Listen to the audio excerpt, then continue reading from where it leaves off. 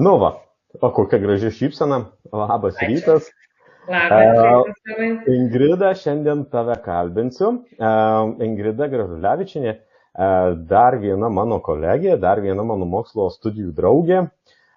Nu ir šiandien tavo eilė, o pradėkim nuo to tokio tradicinio galbūt mūsų pirmo klausimo. Tai paprašysiu prisistatyti, papasakoti, kas tu esi, ką gyvenime veiki. Ko gero tiek pradžiai.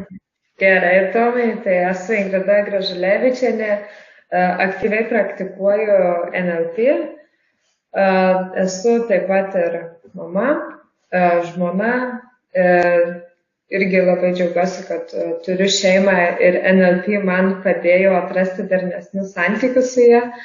Taip pat mokau kitus finansinio raštingumo, turiu savo komandą, esu skyriaus vadovė, vedu įvairius mokymus ir seminarus. Tai iš tikrųjų, kai baigiau NLP praktiko kursus, tai mano mąstymas ir mano rezultatai irgi pasikeitė ir pagerėjo, nes visą tai pradėjau aktyviai taikyti praktikoje, tiek šeimoje taikau, tiek su savo darbuotojais taikau, tiek su klientais. Tai rezultatas tikrai matosi, nes viskas pasikeitė ir tikrai labai gerai. Gerai. Tada būtų klausimas, kaip NLP atsirado tavo gyvenime? Ar tu atradai NLP, ar NLP tave susirado? Nuo ko viskas prasidėjo? Iš tikrųjų, tai prasidėjo kažkur prieš 6 metus. Ar NLP mane susirado, ar aš NLP, tai čia irgi klausimas, nes net nebepamenu, bet lankiausi pas Vygandą Rutkauską paskaitose, kur jisai supažindino, kas yra NLP, ir tai buvo įvadas, tarkim, į kursus. Ir puikiai atsimenu, kaip bandydavom daryti kažkokias praktikas ir tai turėdavo būti malonus prisiminimai ir visiems tai buvo malonus prisiminimai, o aš vienintelė iš salės verkdavau ir per kiekvieną susitikimą verkdavau. Tada Vygandui sakau, žinok, daugiau aš nebegaliu, man yra per sunku ir aš čia daugiau nebeeisiu, nes nebeištveriu, kad verkiu kiekvieną kartą.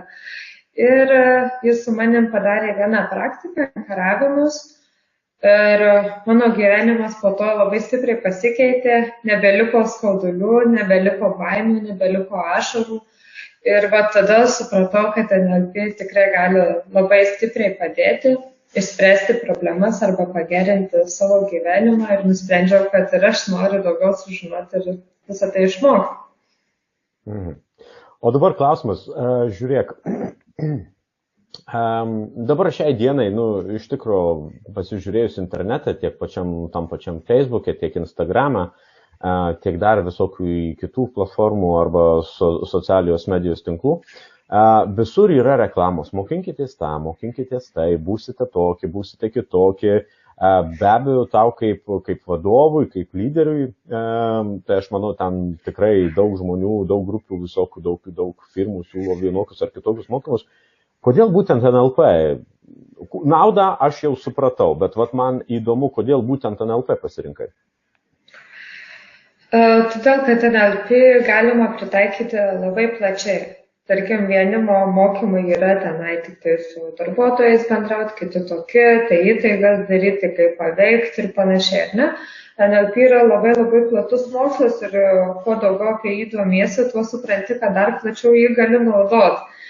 Ir netgi pradėjus, tarkim, mokintis NLP, supratau, kad kuo toliau į mišką, tuo daugiau medžių ir tos informacijos tik dar norisi.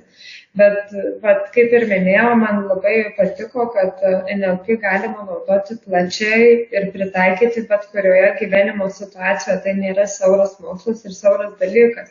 Ir kitas dalykas, tau per šios mokymus ne žmogus duoda patarimus, bet tu visą tai iš širdies surandi ir pats pajauti, ką reikėtų daryti ir pats savo duodi atsakymus. Ne kažkas kitas tau paaiškina, ką daryti, o tu pats savyje surandi visus atsakymus, nes jie yra tie tiksliausi. Gerai, o kaip dabar visas šitas dalykas, kaip pasikeitė, tarkim, bendravimas šeimoje, darbe, su vaikais galų gale?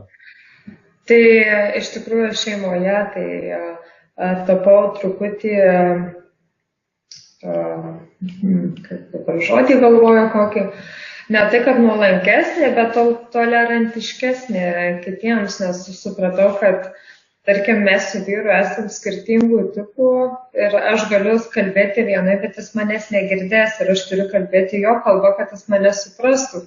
Ir kai tai pradėjau daryti, tai pas mus tų nesusikalbėjimų tiesiog nebeliko.